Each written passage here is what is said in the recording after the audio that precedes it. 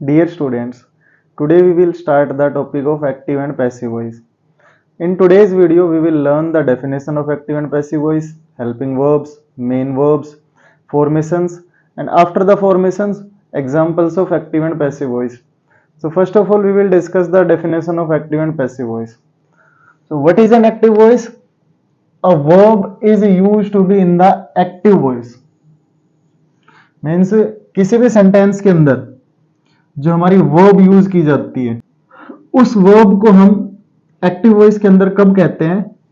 When the subject is the doer of the action, जब हमारा subject doer होता है, मीन्स किसी भी काम को करता है, किसी भी एक्शन को या किसी भी कार्य को, किसी भी एक्टिविटी को, जब हमारा सब्जेक्ट मेन डूअर होता है उस काम को करता है. For example, I was reading a story, means मैं एक स्टोरी पढ़ रहा था, तो इसमें हमारा सब्जेक्ट क्या है? आई. एक्टिविटी क्या है? रीडिंग. ऑब्जेक्ट क्या है? आ स्टोरी. मीन्स इस सेंटेंस के अंदर सब्जेक्ट हमारा आई है और वही हमारा मेन डूअर है. एक्टिविटी हमारी क्या है? Reading. If we talk about the passive voice, students, a verb is used to be in the passive voice. Means किसी भी वर्ब को हम पैसिव वॉइस के अंदर कब कहते हैं? किसी भी सेंटेंस के अंदर when the subject of the verb receives the action. Means जो हमारा सब्जेक्ट होता है किसी भी सेंटेंस के अंदर काम को सीधे सीधे नहीं करता, वो उस एक्शन को या फिर किसी भी काम को क्या करता है? रिसीव करता है. डायरेक्टली हमारा जो कनेक्शन है किसी भी एक्टिविटी के साथ, किसी भी एक्शन के साथ नहीं होता, वो इनडायरेक्टली रिसीव किया जाता है. So for example, a story was being read by me. A story subject, was being helping verb, read third form of verb, by me. Means जो हमारी जो एक्टिविटी है, मेन एक्टिविटी रीडिंग ही थी, हमने इसी सेंटेंस को पैसिव वॉइस में change किया है, तो जो हमारा एक्शन था वो इस सेंटेंस के अंदर सब्जेक्ट क्या करता है? रिसीव करता है indirectly. So students, these are the definitions of active and passive voice. Students, as you know, before starting active and passive voice, you will have to learn about tenses, and all the videos of tenses are available on this channel, so please pay a visit. Now we will understand about the helping verbs and the main verbs of passive voice. So in the starting we will talk about present indefinite tense. Means present indefinite tense के अंदर हमारी helping verb और main verb कौन सी होती है? Simply हम बात कर रहे हैं पैसिव वॉइस की, क्योंकि एक्टिव वॉइस की फॉर्मेशंस हमने टेंसेस के अंदर कवर कर ली थी. जो एक्टिव वॉइस की हमारी जो टेंसेस की फॉर्मेशन है वो किसके अंदर है? वो टेंसेस के अंदर है. तो इस वीडियो को स्टार्ट करने से पहले आपको टेंसेस की जितनी भी वीडियो दी गई है वो सारी वीडियोस को देखनी है. उसके बाद ही आप एक्टिव एंड पैसिव वॉइस का चैप्टर है या फिर जो भी आप इससे रिलेटेड कोई इन्फॉर्मेशन पाना चाहते हैं तो तभी स्टार्ट करना जब आप टेंसेस कवर कर लेते हैं. तो प्रेजेंट इंडेफिनिट टेंस की बात करते हैं. पैसिव वॉइस के अंदर हमारी हेल्पिंग वर्ब होती है is, am, are plus third form.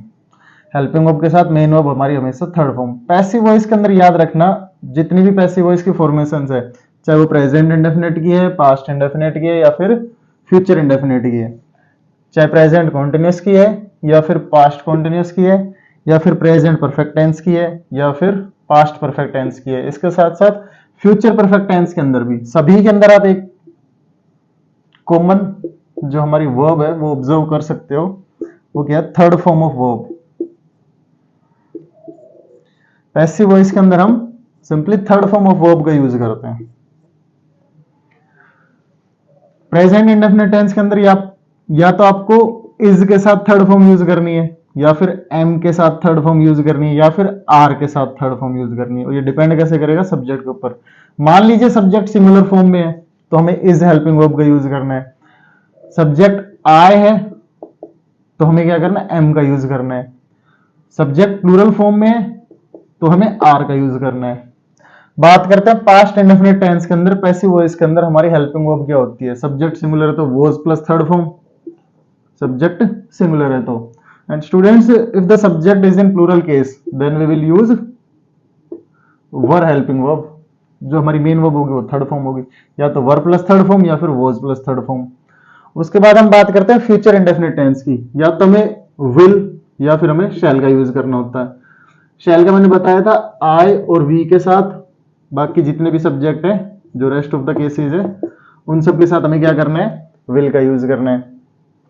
या तो विल प्लस बी का यूज करना है या फिर शैल प्लस बी का यूज करना है, और will plus be plus third form का यूज करेंगे, will plus be plus third form, या फिर shall plus be plus third form. तो हमारी जो फॉर्मेशन किस तरीके से बनेगी students, will be plus third form, shall be plus third form.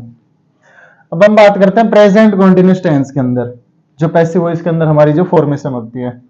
सबसे पहले हमारी हेल्पिंग वर्ब होती है या तो इज या एम या आर। इसके साथ साथ हमें क्या करना है, बीइंग का यूज करना है। इज के साथ बीइंग यूज करना है, उसके बाद थर्ड फॉर्म का यूज करना है। आर के बाद बीइंग का यूज करना है, फिर थर्ड फॉर्म का यूज करना है। एम के साथ बीइंग का यूज करना है, फिर उसके बाद थर्ड फॉर्म का यूज करना है। तो सब्जेक्ट सिंगुलर है तो क्या करना है, is being plus third form. Subject I है तो am plus being plus third form. Subject plural है तो are plus being plus third form. ऐसे हम पास्ट के अंदर बात करते हैं तो पास्ट के अंदर सब्जेक्ट सिंगुलर है तो वोज के बाद बीइंग के बाद थर्ड फॉर्म। सब्जेक्ट प्लूरल है तो वर के बाद बीइंग के बाद third form. Future continuous tense के अंदर हम चेंज नहीं करते। बात करते प्रेजेंट परफेक्ट टेंस की, तो इसके अंदर हमारी हेल्पिंग वर्ब होती है हैज के बाद हमें बीन का यूज करना है। पैसिव वॉइस के अंदर बीन के बाद थर्ड फॉर्म का यूज करना है जब सब्जेक्ट सिंगुलर केस के अंदर है। मान लीजिए सब्जेक्ट प्लूरल केस के अंदर तो हमें हैव का यूज करना है, हैव के बाद बीन और बीन के बाद हमारी थर्ड फॉर्म। मान लीजिए पास्ट परफेक्ट टेंस के अंदर चाहे सब्जेक्ट सिंगुलर है या फिर प्लूरल है तो हमें हैड का यूज करना है, हैड के बाद बीन के बाद थर्ड फॉर्म। बात करते हैं फ्यूचर परफेक्ट टेंस की स्टूडेंट्स, तो पैसिव वॉइस के अंदर हमें या तो हमें विल या फिर शैल। तो विल के बाद हैव के बाद बीन, तो will have been plus third form या फिर shall have been plus third form. तो स्टूडेंट्स जैसे कि आप देख सकते हैं इंडेफिनिट टेंस के अंदर बात करते हैं तो तीनों के अंदर चाहे वो प्रेजेंट इंडेफिनिट हो, पास्ट इंडेफिनिट हो, फ्यूचर इंडेफिनिट हो, तो कॉमन कोई भी हमारी वर्ब या हेल्पिंग वर्ब नहीं है। जो मेन वर्ब है वो तो सभी में कॉमन है, थर्ड फॉर्म ऑफ वर्ब है, लेकिन हमारी हेल्पिंग वर्ब में से या फिर कोई एडिशनल वर्ड ऐसा नहीं है जो कॉमन है। लेकिन हम बात करते हैं कॉन्टिन्यूअस टेंस के अंदर, बीईआईएनजी बीइंग दोनों में कॉमन है। परफेक्ट टेंस के अंदर बात करते हैं बीन और बीन। बाकी आपको कुछ नहीं करना, जो हमारी टेंसेस की फॉर्मेशंस थी हेल्पिंग वर्ब मेन वर्ब की, उसी के अकॉर्डिंग आपको टेबल याद करनी है। सिंपली प्रेजेंट इंडेफिनिट टेंस की फॉर्मेशन को एक बार देख लेना। उसके अंदर हमें क्या करना होता है, प्रेजेंट इंडेफिनिट के अंदर बात करें तो is am are, past indefinite के अंदर बात करें तो वोज वर, फ्यूचर की बात करें तो उसमें एक एक्स्ट्रा वर्ड ऐड किया जाता है वो हमारा be. So students these are the main verbs or helping verbs which will be used in passive voice. Students, now we will start the formations of present indefinite tense. So in the starting in present indefinite tense we will talk about affirmative sentence, means जो हमारे simple sentences होते हैं उनके अंदर active और passive voice के अंदर क्या फॉर्मेशन होती है। तो याद रखना पैसिव वॉइस के अंदर और एक्टिव वॉइस के अंदर जो हमारी एक्टिव वॉइस की फॉर्मेशन होती है चाहे वो किसी भी टेंस की हो वो एज इट इज फॉलो होती है जो टेंसेज में हमने कवर की थी। तो एक्टिव का मतलब ही यही होता है जो टेंसेस के अंदर जो हमारी जितनी भी फॉर्मेशंस थी उनको सेम एज इट इज लिखना है। लेकिन पैसिव के अंदर हमें चेंज करना होता है। मान लीजिए हम चेंज करने की कोशिश करते हैं अफर्मेटिव सेंटेंस के अंदर, प्रेजेंट इंडेफिनिट टेंस, उसके अंदर भी अफर्मेटिव सेंटेंस हमारा subject, first form of verb, S और एस और ऑब्जेक्ट, जो कि हमारी फॉर्मेशन थी प्रेजेंट इंडेफिनिट टेंस के अंदर अफर्मेटिव सेंटेंस की। तो सबसे पहले हमने सब्जेक्ट यूज किया था, उसके बाद first form of verb use की थी, उसके बाद एस और एस का यूज किया था और लास्ट में ऑब्जेक्ट। पैसिव वॉइस के अंदर बात करते हैं तो किसी भी फॉर्मेशन को पैसिव वॉइस के अंदर चेंज करना होता है, क्या होता है करना होता हमें, तो जो हमारा ऑब्जेक्ट होता है उसको तो हम क्या कर देते हैं, सबसे पहले स्टार्टिंग में ले आते हैं। उसके बाद हमें क्या करना होता है, हेल्पिंग वर्ब का यूज करना होता है। और हमारी हेल्पिंग वर्ब कौन सी है, जो हमने टेबल में ड्रॉ की थी। तो अफर्मेटिव सेंटेंस के अंदर हेल्पिंग वर्ब हमारी आएगी या तो इज या फिर एम या फिर आर। और हेल्पिंग वर्ब के बाद हमें थर्ड फॉर्म का यूज करना है। तो थर्ड फॉर्म ऑफ वर्ब के बाद बाय, जो हमारा बाय वर्ड है वो लगभग सभी सेंटेंसेस के अंदर कवर होता है पैसिव वॉइस के अंदर। उसके बाद सबसे लास्ट में हमें सब्जेक्ट का यूज करना है। जो सब्जेक्ट हमने सबसे पहले यूज किया था एक्टिव के अंदर, पैसिव के अंदर सबसे लास्ट में चला जाता है। बात करते हैं नेगेटिव सेंटेंस की। नेगेटिव सेंटेंस के अंदर सब्जेक्ट प्लस डू और does plus not plus first form of verb plus object. लेकिन पैसिव में चेंज करेंगे तो ऑब्जेक्ट को सबसे पहले ले आते हैं, सब्जेक्ट को सबसे लास्ट में ले जाते हैं। उसके बाद हमारी helping verb is am are, या तो इसका यूज करेंगे या फिर एम का या फिर आर का। उसके बाद नोट, नोट के बाद थर्ड फॉर्म ऑफ वर्ब। कुछ नहीं करना, सिंपली जो हमारी पैसिव वॉइस अफर्मेटिव के अंदर जो फॉर्मेशन थी पैसिव वॉइस की, उसके अंदर क्या करना आपको, इज एम आर के बाद नोट वर्ड ऐड करना है। बाकी formation same as it is है, जैसा मैंने टेंसेस में बताया था। इंटरोगेटिव में आपको क्या करना है, नेगेटिव में क्या करना है, डबल एस फैमिली वाले केस के अंदर क्या करना है, सेम रूल अप्लाई होगा। हेल्पिंग वर्ब के बाद हमें नोट वर्ड ऐड करना है प्लस थर्ड फॉर्म, उसके बाद सेम बाय प्लस सब्जेक्ट। बात करते हैं इंटरोगेटिव वाले सेंटेंस की। Do does plus subject plus first form of verb plus object. Passive voice के अंदर क्या करना है, सेम फॉर्मेशन जो पहले से चली आ रही है। इसके अंदर हेल्पिंग वर्ब स्टार्टिंग के अंदर है, तो पैसिव वॉइस के अंदर भी हेल्पिंग वर्ब स्टार्टिंग के अंदर आएगी, या तो इज का या फिर एम का या फिर हम आर का यूज करेंगे। उसके बाद object, third form of verb, by, subject. इसमें थोड़ा ध्यान देने की जरूरत है। इंटरोगेटिव वाले सेंटेंसेस के अंदर, जैसा कि हमने टेंसेस के अंदर कवर किया था स्टूडेंट्स, जो हमारी हेल्पिंग वर्ब होती है वो सबसे पहले यूज की जाती है, इसीलिए हमने पैसिव वॉइस के हेल्पिंग वर्ब को सबसे पहले यूज किया है। उसके बाद एक्टिव के अंदर तो सब्जेक्ट होता है, लेकिन हमें पैसिव के अंदर क्या, ऑब्जेक्ट को सब्जेक्ट की तरह लिखना होता है। उसके बाद थर्ड फॉर्म ऑफ वर्ब, क्योंकि वर्ब आ रही है एक्टिव के अंदर, तो पैसिव के अंदर थर्ड फॉर्म होती है।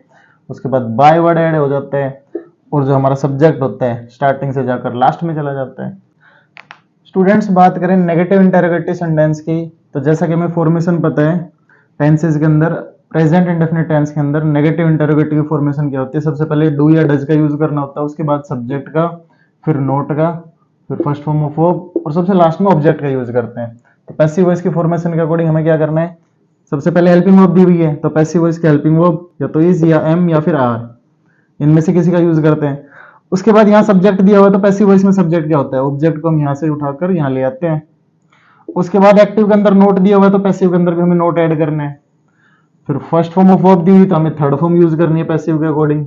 उसके बाद हमें बाय का यूज करना होता है। फिर जो हमारा सब्जेक्ट होता है उसको हम यहाँ से उठाकर सबसे लास्ट में ले जाते हैं। So is am are plus object plus not plus third form of verb plus by plus subject, ये हमारी फॉर्मेशन होती है नेगेटिव इंटरोगेटिव की। बात करते हैं डब्ल्यूएच फैमिली केस की, तो इसके अंदर एक्टिव के अंदर हमें जैसे पता है सबसे पहले डब्ल्यूएच वर्ड, उसके बाद क्या होती है, इंटरोगेटिव की फॉर्मेशन होती है हमारी। इंटरोगेटिव फॉर्मेशन के according do does plus subject plus first form of verb plus object. तो क्या करना हमें पैसिव वॉइस के अंदर, प्रेजेंट इंडेफिनिट टेंस के अंदर, सबसे पहले डब्ल्यूएच वर्ड को लिख लीजिए जब इसके अंदर डब्ल्यूएच वर्ड दिया हुआ है तो। उसके बाद हेल्पिंग वर्ब हमारी क्या होती है, जो पैसिव वॉइस की helping verb is am are, तो इनमें से किसी एक का यूज करना होता है। उसके बाद सब्जेक्ट दिया हुआ है, तो हम यहाँ पर क्या करेंगे, ऑब्जेक्ट को ले आएंगे, इस सब्जेक्ट को सबसे लास्ट में ले जाएंगे। यहाँ फर्स्ट फॉर्म दी हुई है तो यहाँ थर्ड फॉर्म लिखेंगे प्लस बाय प्लस सब्जेक्ट। याद रखना, जो थर्ड फॉर्म और सब्जेक्ट के बीच में हमें बाय का यूज करना होता है यूजुअली, तो कुछ रेयर केसेस होते हैं जो बाय का यूज नहीं होता। Otherwise third form of verb and subject, इन दोनों के बीच में आपको क्या करना है, बाय का यूज करना है। So students, these are the formations of present indefinite tense. Now we will cover some sentences. Students, बात करते हैं हमारे सबसे पहले एग्जाम्पल की। He loves us, subject, first form of verb, s और es plus object. So present indefinite tense, affirmative sentence. तो हमें क्या करना है, सबसे पहले ऑब्जेक्ट को सब्जेक्ट में कन्वर्ट करना है, मीन्स ऑब्जेक्ट को सब्जेक्टिव केस में लिखना है। अस को लिखेंगे वी, उसके बाद हमारी हेल्पिंग वर्ब बताई थी मैंने इज एम आर, तो वी के साथ हम आर का यूज करते हैं प्लूरल केस के अंदर। उसके बाद मैंने बताया था थर्ड फॉर्म ऑफ वर्ब, तो थर्ड फॉर्म हमारी लव की क्या बनेगी, loved. So we are loved, तो मैंने बताया था थर्ड फॉर्म और ऑब्जेक्ट के बीच में, मीन्स जो हमारा सब्जेक्ट होता है जब हम इसको ऑब्जेक्ट में कन्वर्ट करते हैं तो इसके बीच में बाय का यूज करना है। So we are loved by, he को ऑब्जेक्टिव केस में लिखेंगे तो हिम, तो जो हमारा सब्जेक्ट होता है वो सबसे लास्ट में चला जाता है, और जो हमारा ऑब्जेक्ट होता है उसको हम सबसे पहले लिख देते हैं। ऑब्जेक्ट को सब्जेक्टिव केस में, सब्जेक्ट को ऑब्जेक्टिव केस में। We are loved by him, तो ये अफर्मेटिव सेंटेंस था। सेकंड सेंटेंस की बात करते हैं, we do not play football. तो सबसे पहले हमें क्या देखना है, हमारा जो ऑब्जेक्ट है इसको सब्जेक्ट में लिखेंगे फुटबॉल, नेगेटिव सेंटेंस है ये। फुटबॉल सिंगुलर है प्लूरल है? सिंगुलर है तो सिंगुलर के साथ क्या यूज करते हैं हम? इज का यूज करते हैं। Football is. नेगेटिव है तो नेगेटिव में हेल्पिंग वर्ब के बाद नोट का यूज करना है। नोट के बाद मैंने बताया था थर्ड फॉर्म ऑफ वर्ब, तो हमारी मेन वर्ब है प्ले। प्ले की third form played. Football is not played. अब थर्ड फॉर्म ऑफ वर्ब के बाद बाय का यूज करना है। सब्जेक्ट देखना में क्या है? वी है, तो इसको ऑब्जेक्टिव केस में लिखेंगे तो अस। तो football is not played by us. तो थर्ड सेंटेंस की बात करते हैं, do they give any discount. तो सबसे पहले ऑब्जेक्ट को देखना है, एनी डिस्काउंट। लेकिन इस सेंटेंस के अंदर हेल्पिंग वर्ब सबसे पहले यूज की गई है इंटेरोगेटिव सेंटेंस के अंदर, तो हमें सबसे पहले हेल्पिंग वर्ब का यूज करना है। तो हेल्पिंग वर्ब किसके अकॉर्डिंग यूज करनी है? सब्जेक्ट के अकॉर्डिंग यूज नहीं करनी। जो हमारी पैसिव वॉइस के अंदर जो ऑब्जेक्ट सब्जेक्ट में कन्वर्ट होता है, any discount. Any discount singular है प्लूरल है? तो सिंगुलर ग्रुप में काउंट करते हैं, तो is any discount. Is any discount. तो ऑब्जेक्ट हमारा सब्जेक्ट में आ गया। उसके बाद हमें क्या करना है? थर्ड फॉर्म का यूज करना है, वर्ब की third form. Is any discount given, third form के बाद बाय। बाय के बाद जो हमारा सब्जेक्ट होता है उसको ऑब्जेक्ट के रूप में लिखेंगे। दे को किस में कन्वर्ट करते हैं? देम। जब हमारा एक्टिव वॉइस के अंदर क्वेश्चन मार्क होता है तो पैसिव वॉइस के अंदर भी क्वेश्चन मार्क ही आता है। बात करते हैं हम फोर्थ सेंटेंस की, व्हाट डज शी नीड। तो सबसे पहले डब्ल्यूएच फैमिली है, तो डब्ल्यूएच फैमिली के अंदर क्या बताया था मैंने? As it is WH word को लिखना है। उसके बाद हेल्पिंग वर्ब का यूज करना है, किसके अकॉर्डिंग? सब्जेक्ट और ऑब्जेक्ट के अकॉर्डिंग। तो she singular form, what is. Main verb हमारी need, third form needed, what is needed. Third form के बाद बताया था मैंने बाय, और बाय के बाद हमें क्या यूज करना है? What is needed by object her. तो सब्जेक्ट को ऑब्जेक्टिव केस में लिखेंगे, what does she need, what is needed by her. तो हमें जो हेल्पिंग वर्ब है हमारी पैसिव वॉइस के अंदर जो सब्जेक्ट बनता है उसके अकॉर्डिंग यूज करना होता है। So students, these are the examples of present indefinite tense.